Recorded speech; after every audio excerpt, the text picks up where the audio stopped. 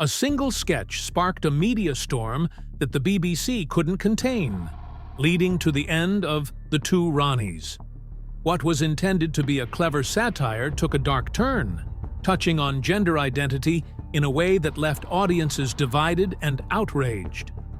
Ronnie Barker's bold move to push boundaries, combined with Ronnie Corbett's silent hesitations, resulted in one of the most controversial moments in British TV history. What exactly was said in that Victorian courtroom sketch that led to the abrupt cancellation of a beloved show? Background. But before we get into that fateful scene, we need to understand how the Two Ronnies became the cultural phenomenon that it was. The Two Ronnies was born out of a chance encounter. It was 1970, and Ronnie Barker and Ronnie Corbett were both established figures in British television. Barker had gained acclaim for his work on shows like The Frost Report and Hark at Barker, while Corbett was known for his appearances on The Frost Report and his work in stand-up comedy. The pair first teamed up during a sketch on The Frost Report, where their chemistry was immediately apparent. This chemistry did not go unnoticed. The BBC, always on the lookout for new programming ideas, decided to give the pair their own show. Thus, in April 1971, the Two Ronnies made its debut. The format was simple yet effective. A series of sketches, often involving wordplay and visual gags, interspersed with musical numbers and the famous news desk segments where Barker and Corbett would deliver humorous takes on current events. The show quickly became a hit. Audiences were drawn to the contrast between Barker's more versatile, character-driven comedy and Corbett's charming, self-deprecating monologues. The duo's ability to play off each other's strengths made the Two Ronnies stand out in the crowded television landscape of the time. The early years of the show were marked by some truly iconic sketches. Fork Handles, perhaps the most famous of them all, perfectly encapsulated the duo's love for wordplay. In this sketch, Barker plays a shopkeeper who becomes increasingly frustrated by Corbett's requests, which are all misunderstood due to homophones, words that sound the same but have different meanings. The sketch is a masterclass in timing and delivery, and it remains one of the most beloved moments in British comedy history. But the Two Ronnies wasn't just about silly sketches. The show also tackled more sophisticated humor, often poking fun at the quirks of British society. In the Class sketch, which originally aired on The Frost Report, but was reprised in The Two Ronnies, Barker, Corbett, and John Cleese explored the British class system in a short but sharp satire. The sketch is remembered not just for its humor, but for its insightful commentary on British social hierarchies. As the show progressed through the 1970s, the Two Ronnies became more ambitious. The sketches grew longer and more elaborate, and the duo began experimenting with serialized stories that would unfold over several episodes. These serials, such as The Phantom Raspberry Blower of Old London Town, combined elements of parody with the kind of slapstick humor that Barker and Corbett excelled at. They were a hit with audiences, further cementing the show's place in the pantheon of British television. However, as the 1970s gave way to the 1980s, the show faced new challenges. The television landscape was changing, with audiences becoming more fragmented and new shows pushing the boundaries of what was considered acceptable on television. It was during this period that the Two Ronnies began to take more risks with its content, a decision that would ultimately lead to its downfall. The build-up. As the 1980s approached, the Two Ronnies was still a ratings juggernaut, but there was a growing sense that the show needed to evolve to stay relevant. The comedy world was shifting. Shows like Monty Python. Both men were astute observers of the comedy landscape, and they knew that if the Two Ronnies was to continue its success, it would need to adapt. And he began writing sketches that touched on topics like gender roles, political hypocrisy, and even the class system. These sketches were often layered with multiple meanings, and they required a level of sophistication from the audience that wasn't always necessary in the earlier, more straightforward sketches. Corbett, on the other hand, was more cautious. While he appreciated the need to evolve, he was also keenly aware of the risks. Corbett's comedy was always rooted in charm and accessibility, and he worried that pushing too far into controversial territory could alienate the show's core audience. This tension between Barker's desire to innovate and Corbett's preference for staying true to the show's roots would play a significant role in the events that followed.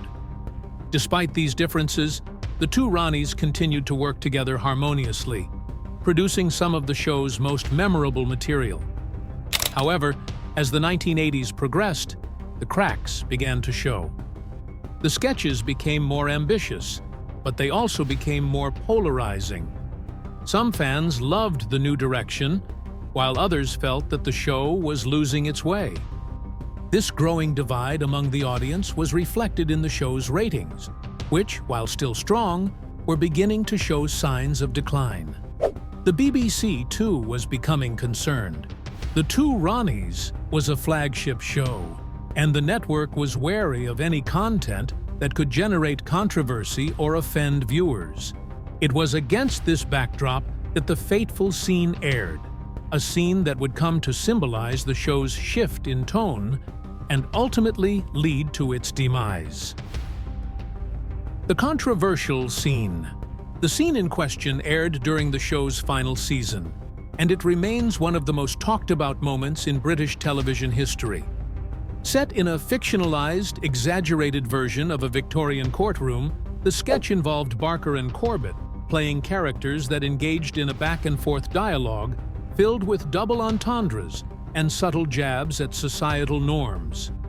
At first glance, the sketch seemed like a typical Two Ronnies routine. It was clever, well-written, and filled with the kind of wordplay that fans had come to expect. But as the sketch progressed, it became clear that this was something different. The humor was darker, the satire sharper, and the targets more controversial.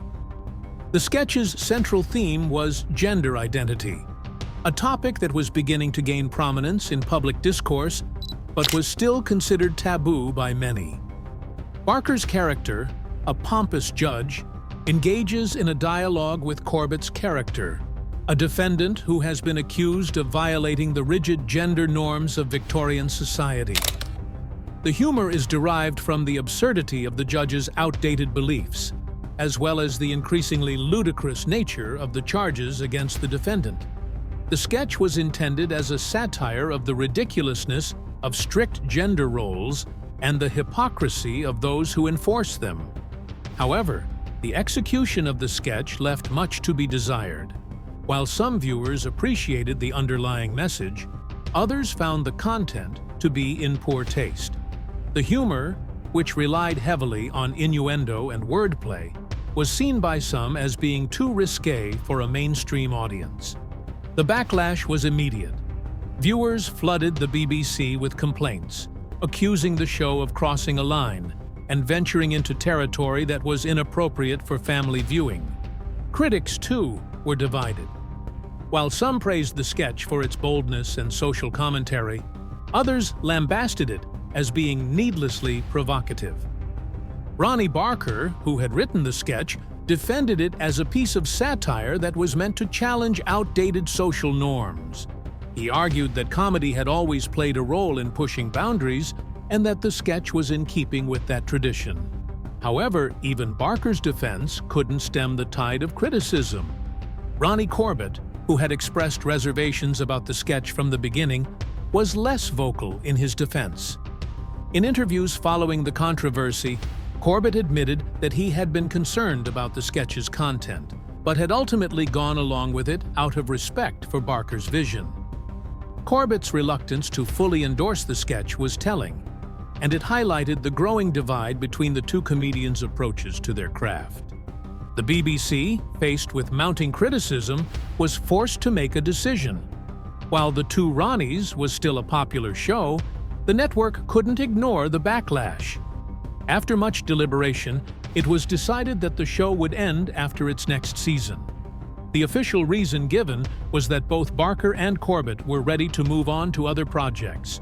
But those close to the production knew that the controversy surrounding the sketch had played a significant role in the decision. Aftermath. The end of the Two Ronnies marked the close of a significant chapter in British television. For over 16 years, the show had been a constant presence in the lives of millions of viewers, providing laughter and entertainment with its clever sketches and charming performances. Its abrupt end left many fans feeling bereft, and the controversy surrounding its final season cast a shadow over what had otherwise been a stellar run. For Ronnie Barker and Ronnie Corbett, the end of the show marked the beginning of new challenges and opportunities. Barker, who had always been the more private of the two, took the opportunity to step back from the spotlight. He had long been considering retirement and saw the end of the Two Ronnies as the perfect time to do so. Barker would go on to appear in a few more television projects, most notably the sitcom Open All Hours, but he largely retreated from public life, content to leave behind the hectic world of television production. Corbett, on the other hand, continued to work steadily in television and entertainment. His warm, personable style made him a natural fit for hosting duties, and he became a familiar face on British television throughout the 1980s and 1990s. Despite the controversy that had marred the final season of The Two Ronnies, Corbett remained proud of the work he had done on the show and continued to celebrate its legacy in interviews and public appearances. As for the sketch that led to the show's downfall, it quickly became a topic of discussion among comedy fans and critics alike. Some saw it as a daring piece of satire that had been unfairly maligned by a conservative audience, while others viewed it as a misstep that had needlessly pushed the boundaries of good taste. Over the years, the sketch has been revisited in retrospectives and documentaries, with opinions remaining divided on its merits. One thing is clear, though: the sketch and the controversy it generated marked a turning point in British television comedy. It was a moment when the delicate balance between pushing boundaries and maintaining broad appeal was tested, and it serves as a reminder of the risks involved in creating comedy that challenges societal norms. Legacy. Despite the controversy that ended its run, The Two Ronnies remains one of the most beloved shows in British television history. Its influence can be seen in the work of countless comedians who came after, many of whom cite Barker and Corbett as major inspirations. The show's blend of clever wordplay, character-driven sketches, and light-hearted satire set a standard for British comedy that continues to this day. The legacy of The Two Ronnies is also evident in the way it is remembered by audiences. For many, the show represents a golden age of television comedy, a time when families would gather around the TV to watch their favorite comedians deliver clever, well-crafted sketches. The show's ability to appeal to a wide audience while still delivering sharp, sophisticated humor is a testament to the talents of Barker and Corbett, as well as the many writers and producers who contributed to the show's success. In the years since the show ended, The Two Ronnies has been celebrated in various ways. The BBC has aired numerous retrospectives and tribute programs, and the show's sketches continue to be referenced and parodied in popular culture. The Fork Handles sketch, in particular, has achieved iconic status, often cited as one of the greatest comedy sketches of all time. Ronnie Barker Life After The Two Ronnies. After The Two Ronnies ended in 1987, Ronnie Barker had already made a significant decision. He wanted to retire from show business. At the time, Barker was 58 years old and had enjoyed a long, successful career in television and radio. He was a versatile actor and writer, known for his ability to play a wide range of characters, from the bumbling Norman Stanley Fletcher in Porridge to the tight-lipped shopkeeper, Arkwright, in Open All Hours. Despite his continued popularity, Barker felt that it was time to step away from the spotlight. Barker had always been a private man, and his decision to retire was motivated by a desire to live a quieter life. He moved to the Cotswolds with his wife, Joy, where they settled into a peaceful rural existence. Barker's retirement was a stark contrast to the hectic pace of television production, and he embraced it fully. He enjoyed spending time with his family, gardening, and indulging in his love of antique collecting. Although Barker officially retired in 1987, he made a few exceptions in the years that followed. He returned to the role of Arkwright for the 1990 special Open All Hours: The Final Episode, which was intended to provide closure for fans of the beloved sitcom. Barker's performance in this special was as sharp as ever, reminding audiences of his incredible talent for physical comedy and timing. In 1999, Barker briefly came out of retirement to reunite with Ronnie Corbett for a special episode of The Two Ronnies. The episode was part of a tribute to the duo's work, and it featured classic sketches alongside new material. Barker's return was met with widespread acclaim, and it served as a reminder of the magic that he and Corbett had created together. Despite these brief returns, Barker remained committed to his retirement. He turned down several offers for television and film roles, preferring to spend his time away from the public eye. Barker's decision to step back from acting was rooted in his belief that it was better to leave on a high note, rather than risk diluting his legacy with subpar work. Barker's personal life was marked by a deep sense of loyalty and commitment, particularly to his family. He had married his wife, Joy Tubb, in 1957, and the couple remained devoted to each other throughout their lives.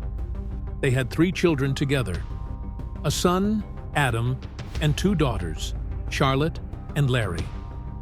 Tragedy struck the Barker family in 1972 when their eldest child, Adam, was diagnosed with autism. Barker and his wife faced this challenge with quiet determination, ensuring that Adam received the best care possible. Despite the demands of his career, Barker remained a dedicated father, and he often spoke of his pride in his children. In his later years, Barker became increasingly reclusive. He rarely gave interviews, and when he did, they were typically brief and focused on his past work rather than his current life. Barker was content to live out his days in the Cotswolds, surrounded by his family and the things he loved. In the early 2000s, Barker's health began to decline. He had been diagnosed with heart problems in the 1980s, and as he aged, these issues worsened. Despite his declining health, Barker remained stoic and refused to let his condition dictate his life. He continued to enjoy his retirement, although he became less active in his later years. In September 2005, Barker was hospitalized with chest pains and was diagnosed with heart failure. Despite receiving treatment, his condition continued to deteriorate, and on October 3, 2005, Ronnie Barker passed away at the age of 76. Barker's death marked the end of an era in British comedy. Tributes poured in from across the entertainment industry, with colleagues and fans alike praising his incredible talent, work ethic, and the lasting impact he had on British television. Barker's legacy lives on through the countless sketches, sitcoms, and characters he created, and he remains one of the most beloved figures in British comedy history. Ronnie Corbett. Life after the Two Ronnies. Unlike Barker, who largely retreated from the public eye after The Two Ronnies ended, Ronnie Corbett continued to be a regular presence on British television. His career after the show was marked by a series of successful ventures, as well as his enduring popularity with audiences. Corbett's first major project after The Two Ronnies was the sitcom Sorry, in which he played Timothy Lumsden, a timid, middle-aged man who is dominated by his overbearing mother. The show, which had started in 1981 and ran until 1988, was a hit with audiences and showcased Corbett's ability to blend pathos with comedy. Sorry was a departure from the sketch-based format of the Two Ronnies, but it allowed Corbett to demonstrate his versatility as an actor. Throughout the late 1980s and 1990s, Corbett continued to work steadily, appearing in a variety of television shows and films. He was a frequent guest on talk shows and panel shows, where his quick wit and charming personality made him a favorite with both hosts and viewers. Corbett's small stature and self-deprecating humor became his trademarks, and he was often cast in roles that played on these characteristics. One of Corbett's most notable projects during this period was his role in the BBC sitcom The Detectives, which aired from 1993 to 1997. The show, which co-starred comedian Jasper Carrott, featured Corbett as a bumbling yet endearing detective. The chemistry between Corbett and Carrott was a key factor in the show's success, and it allowed Corbett to once again demonstrate his comedic timing and ability to play off of other performers. As Corbett entered the 2000s, he remained active in television, though his appearances became less frequent. In 2005, he reunited with Barker for the Two Ronnies sketchbook, a special series that featured the pair reflecting on their favorite sketches from the original show. The series was a nostalgic look back at their work together, and it was well received by both critics and audiences. In his later years, Corbett embraced his status as a national treasure, often appearing in cameo roles and making guest appearances on various shows. One of his most memorable appearances was in the 2010 episode of Extras, where he played a version of himself in a scene that hilariously subverted his squeaky clean image. Despite his advancing age, Corbett continued to work right up until the end of his life. His final television appearance was in the 2015 Christmas special of the BBC show The One Ronnie, a program that featured him in various sketches and monologues, much like his work on The Two Ronnies. The special was a fitting tribute to Corbett's long and illustrious career, showcasing the humor and charm that had made him a beloved figure for decades. Ronnie Corbett's personal life was as steady and successful as his career. He married actress and dancer Anne Hart in 1965, and the couple had two daughters, Emma and Sophie. Corbett often spoke of his deep love for his family, and he credited his wife Anne with being his anchor throughout his career. The couple's marriage was one of the strongest in the entertainment industry, lasting over 50 years until Corbett's death. Corbett's family life was marked by tragedy, however, when his first daughter, Emma, was born prematurely and died shortly after birth. This loss was a devastating blow to Corbett and his wife, but they found comfort in each other and in the support of their friends and family. The couple went on to have two more children, and Corbett often spoke of how proud he was of his daughters. Corbett was known for his love of golf, and he was a regular at celebrity charity golf tournaments. He was also a patron of several charities, including those supporting disabled children and cancer research. Despite his fame, Corbett remained humble and down-to-earth, often joking that his success was due to his height, or lack thereof. In his later years, Corbett faced a number of health challenges. In 2012, he was diagnosed with gallbladder problems and underwent surgery to have his gallbladder removed. This was followed by a series of other health issues, including knee surgery and difficulties with his eyesight. In March 2016, Corbett was admitted to the hospital with chest pains. He was diagnosed with motor neurone disease, MND, a progressive neurological condition that affects the nerve cells that control muscles.